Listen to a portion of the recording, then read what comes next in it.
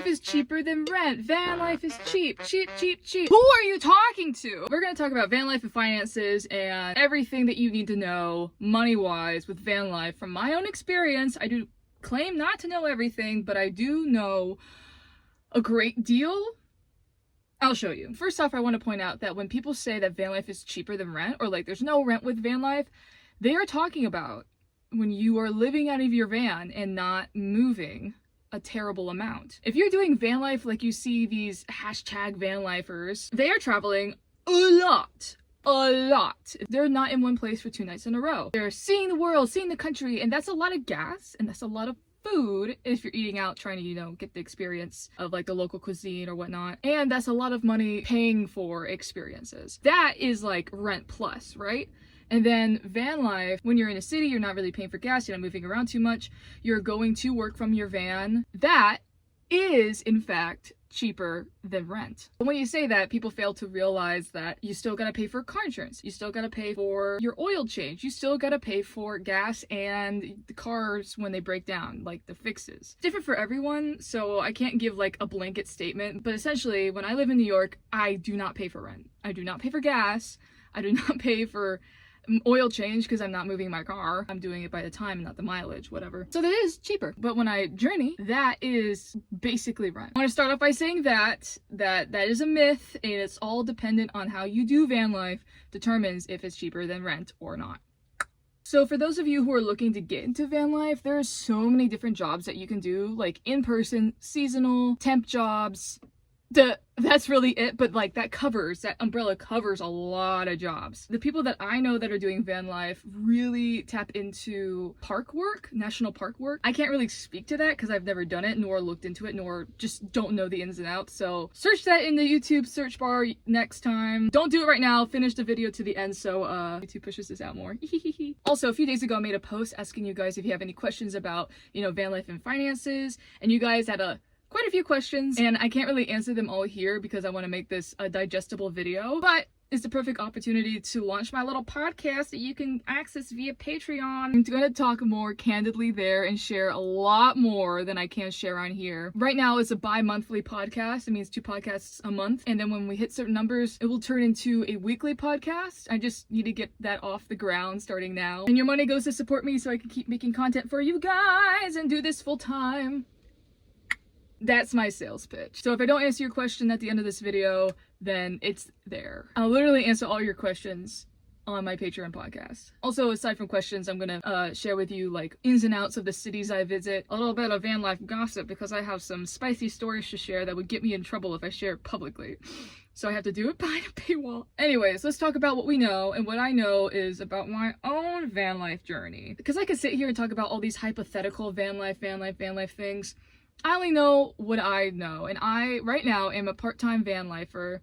That means, like, when I'm not on the road, I am with my parents, which is normally during the summertime. During the extremes of the years, I usually find a place to, like, hunker down a little bit, or just go abroad. Just find a reason not to be in my van. And if it looks like I'm getting sweaty, it's because I am. Florida just recently decided it's not winter anymore, and my fan broke down, so I have no exhaust, so this is great. Another reason why I just don't do van life in extreme weather. Anyways, let's talk about my case. Just added to the pot of different ways to do van life. My expenses fluctuate like crazy. When I'm in New York, I'm not paying for gas, so I just really have expenses that are for life. Mostly food, coffee, going out for a beer, and going out dancing, which is sometimes like an event ticket or a music ticket. That's where all my money goes to. Honestly, on the most wild scenarios, it was like $1,200, which is basically the cheapest rent you can find in New York, in my experience. But instead of rent, I'm like living a full life. Isn't that weird?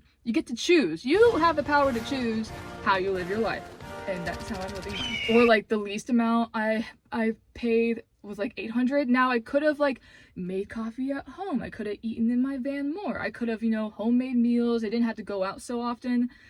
But when I'm in New York, I am there for the nightlife. I am there to connect with people, so it doesn't make sense for me to like not do those things. So the most expensive was $1,200. The least expensive month I had was like just around $800. Could have been cheaper, but c'est la vie. And that is including utilities like water. I had a water fountain luckily right next to the park that I parked at.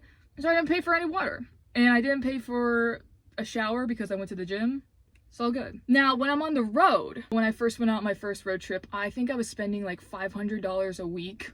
Back then, I had a cooler, so I had to pay for ice. And sometimes I didn't change the ice in time, so my food went bad, so I had to like re-buy groceries. The worst thing. The best thing you can ever invest in if you have a solar or like a power bank is a refrigerator. It's amazing. Life-changing, okay? Do not skimp on your refrigerator. There was a question asked, did you have any unexpected expenses? Honestly, yeah. Funnily enough, even though you expect to pay it, if you decide to take a detour or you decide to, you know, travel or like see a few more things, you are spending more gas, so your gas, you know, budget kind of gets blown out. Gas can sometimes be way more expensive than you were like planning on, or that if you do like I do, I like to do a rough estimate of how much my gas is going to be before I go out, just so I can have that tucked away for expenses. But even when I do that, it can be more. So gas is an unexpected expense.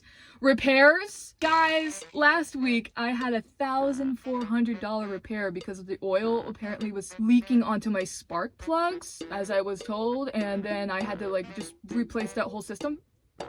And that money was supposed to go to gas. So if you want to help me out, here's my Cash App. Here's my Venmo. Obviously a joke, but it's fine. I have jobs, which I'm going to talk about next. But unexpected expense, tolls, parking sometimes. Listen, in Nashville, parking is like $15 to like $10 in some places. To go see the Johnny Cash and Patsy Cline Museum. And then to get into the they're two separate museums, right? It was like $20 and $30. And I was like, isn't this supposed to be like cheaper? But yeah, downtown Nashville is crazy. So parking. If you're like me and you love free campsites, but if you get spooked out or like you can't find it apparently or whatever, maps, whatever, yada yada yada, you can pay for a campsite for a night. That's an unexpected expense. I'd say mostly tolls, parking, and gas is the unexpected expense. You're always gonna have repairs. Like you always need, I would say, at least like $3,000 in an emergency fund. I know that's a lot. That was a lot for me when I was first starting out, but like you gotta have that extra cushion for a peace of mind in case your car does break down, because it is your home. You can fix it, no problem. And then spend your time getting that money back. Now, jobs, woo! I really lucked out by having a remote job. And I wouldn't say it's luck, because I tried for the last 3 years to get a remote job. It's not easy.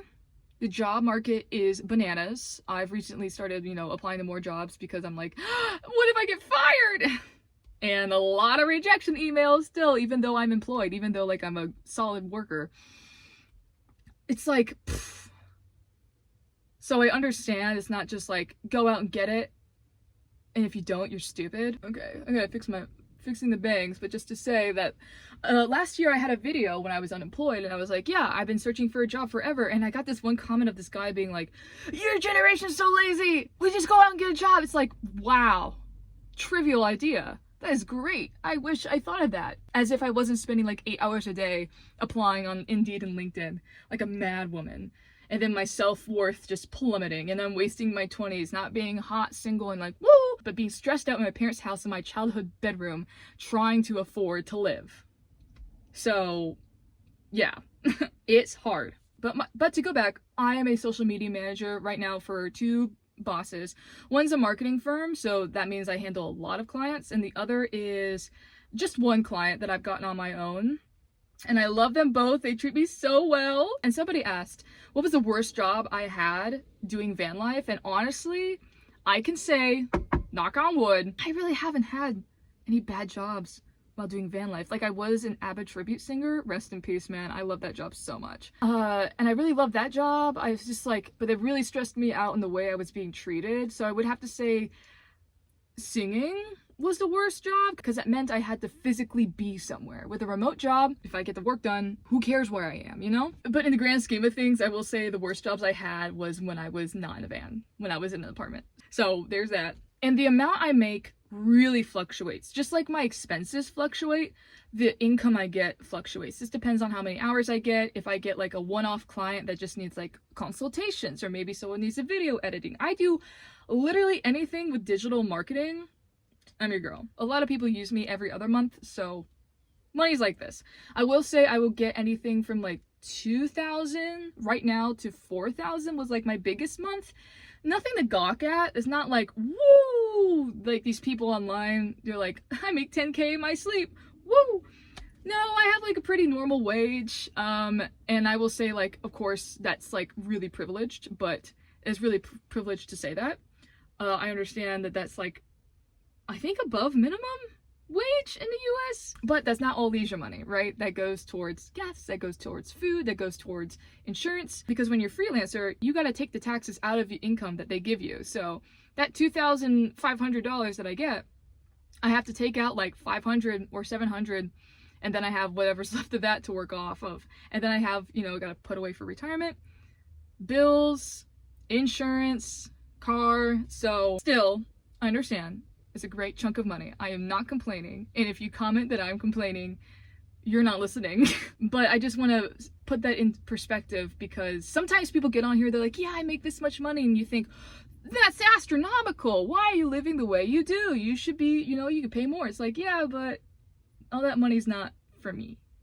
If that makes sense. Just like other random money stuff. My bank I have with Ally. I love Ally Bank so much. I have a high yield savings account, so like, let's say I have $10,000 in it.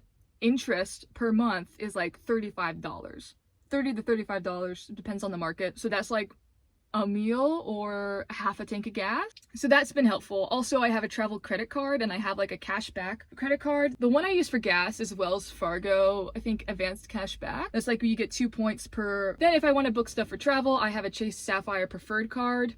You get like $5 back. Not $5. You get 5 points back per dollar you spend through their travel portal. So that's pretty cool. And also, I want to say I'm not a financial advisor. These are just tools that I use that like help me be smart and use to really be. These are just tools I use. I'm just sharing the tools that I use to help me be better with my money. Because like, of course, credit cards, awful, right? We hate the credit card point system, but you have to know how to play the game. That's just it. Oh, and my Roth IRA is with Vanguard. I highly suggest them too. They have robo investors. I just do the investing on my own, because I want to retire. I don't want to work forever. And I know you're thinking, Madison, do you get any money from YouTube? And the answer is yes and no. I get a nice little chunk of change. I think this month I made like 500 with YouTube.